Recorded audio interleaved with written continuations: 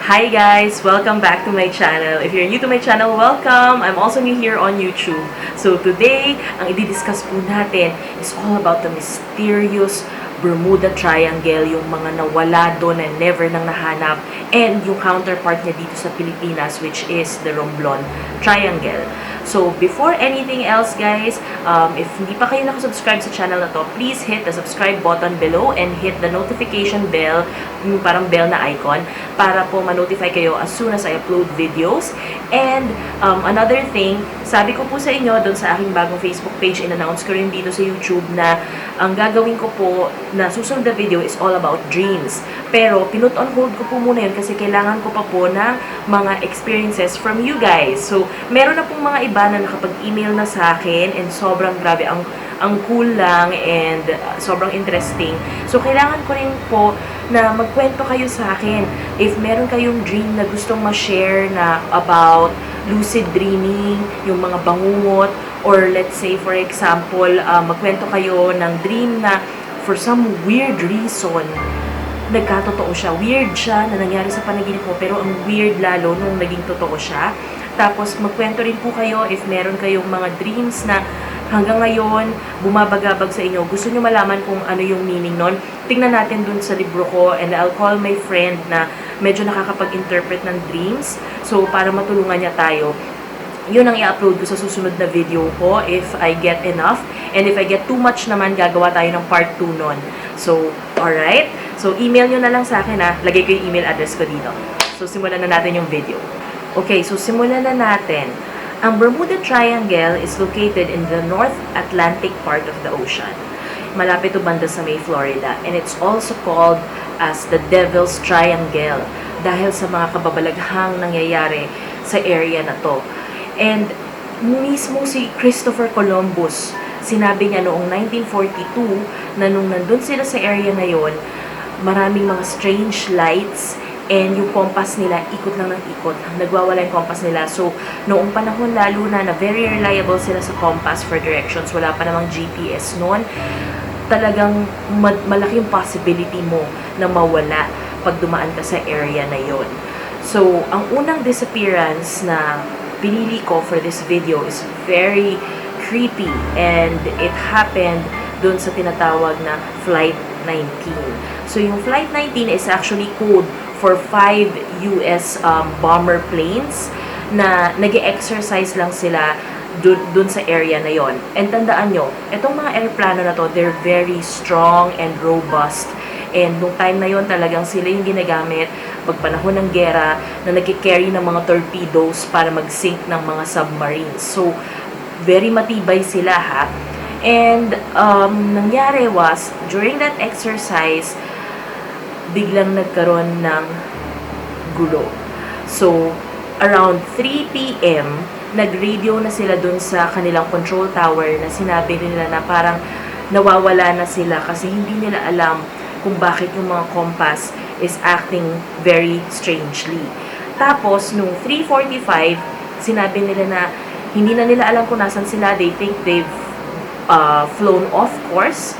And sinabi nila na wala na silang makitang land. So, puro dagat na lang yung nakikita nila. Okay? So, nung 5:50 naman, sinabihan sila ng control tower na just fly north para malaman natin kung saan kayo pwedeng pumunta. Pero, shortly after, nawala na lahat ng communications with those 5 planes. And by 7 p.m., talagang wala na. So, they were considered as missing or probably na nag-crash or whatever kasi nawala yung communications. So, by 7:45 p.m., nagpadala sila ng 2 eroplano pa para hanapin yung 5. And unfortunately, isa lang yung bumalik. And naghanap sila again, no trace. As in, walang debris, walang kahit anong lumulutang na evidence na dun sila nag-crash or kung nag-crash man talaga sila. They just disappeared. And even dun sa isang search plane na naghanap, wala. As in, hanggang ngayon, they've never been found. Okay, so this next disappearance is so weird and bizarre. And it's the disappearance of yung aso namin yan. Pagka hindi siya tumigil kakakahol, magdi-disappear yan. Joke lang. Nasa kapitbahay namin yun, maingay lang talaga siya. So, yung disappearance ito is the disappearance of the USS Cyclops. And ito ay isang napakalaking carrier noong panahon na nag-carry siya ng fuel. Ang carrier meaning talagang sobrang laki nito and para siyang battleship na sa laki. And it had 309 passengers. And during that time, na nawala siya sa Bermuda Triangle, kasama niya yun, of course, yung buong crew. There was nothing, no trace, walang lumutang, just disappeared, which is very, very strange for such a huge vehicle na bigla lang mawala without a trace, with a crew. I mean, walang nahanap na ni isa doon sa mga taong nakasakay doon. And you know the weird thing about it? Fast forward ilang years, World War II, yung dalawang sister ships ni USS Cyclops ay bigla ring nawala dun sa same route na dinadaanan ni USS Cyclops nung nawala rin siya. And then the last one naman is the latest. So ito naman yung napili ko kasi ito naman yung latest. So this is about Trislander. So nangyari to noong 2008 na nawala siya sa Bermuda Triangle with 12 people on board, and there was a massive search kasi of course 2008 medyo may technology na tayo kahit paano na tumulong para maghanap, pero unfortunately no trace also.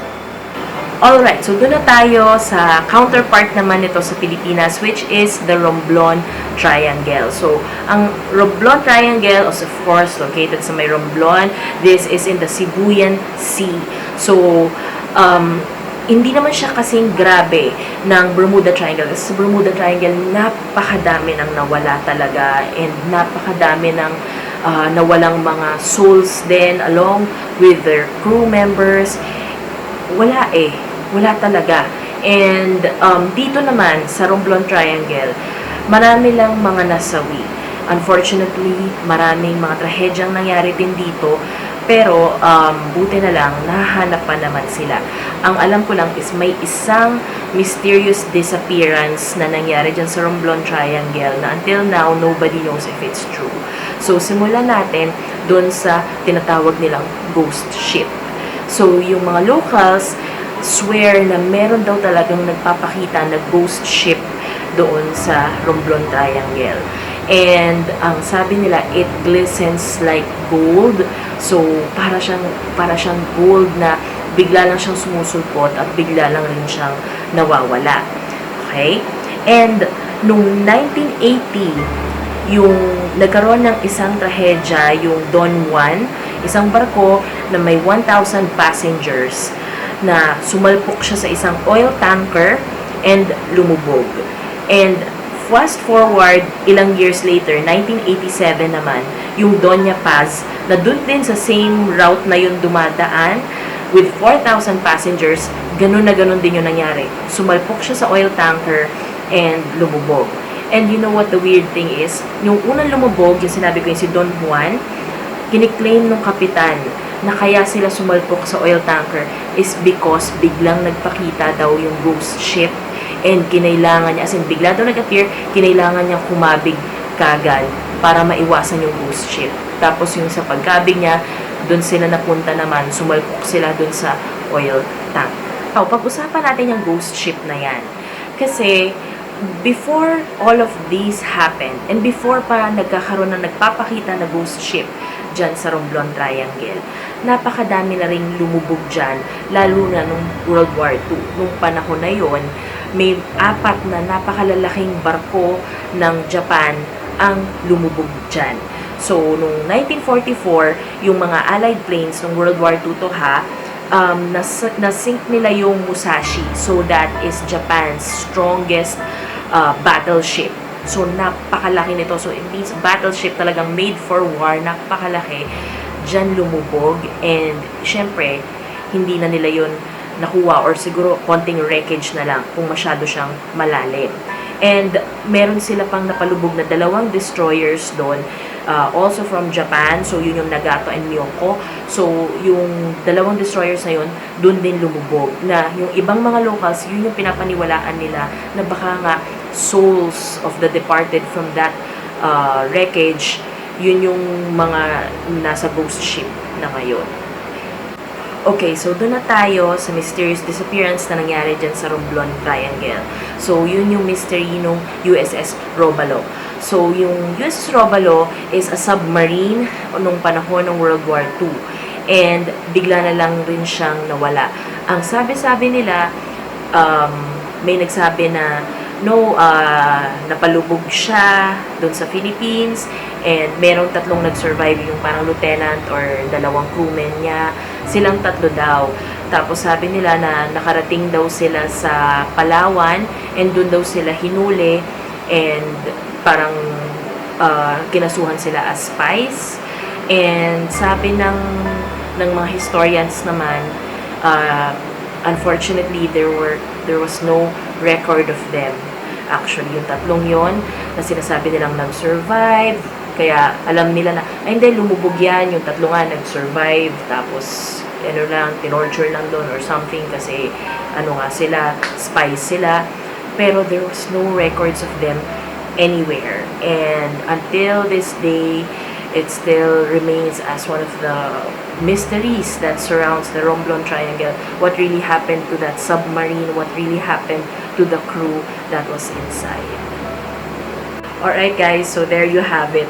I hope na nagustuhan nyo po ito. Alam ko rin na medyo kakaiba kasi from my previous videos, pero yun nga, we talk about the unknown, and this is a place for people who are open-minded and loves the strangest things like me. So, kaya ko nga ginagawa tong videos na to. And para naman po sa inyo na mga talagang nagko-comment and sobrang supportive po, thank you so much. Ginagawa ko talaga tong channel na to para talaga sa atin and para mapalago ko yung community natin dito sa Pilipinas na mga hilig ring mag-usap about topics like this. So, please, if interested kayo doon ma-feature sa susunod kong video, mag-email kayo sa akin ulit. Ito ulit yung email address ko. Magkwento kayo sa akin about your dreams or anything lang actually na gusto nyong ma-feature ko sa mga susunod kong videos. And don't forget to subscribe to this channel, and if gusto nyo naman doon sa mga aking daily vlogs, subscribe to this other channel ko naman, and I will see you guys again next time. Bye!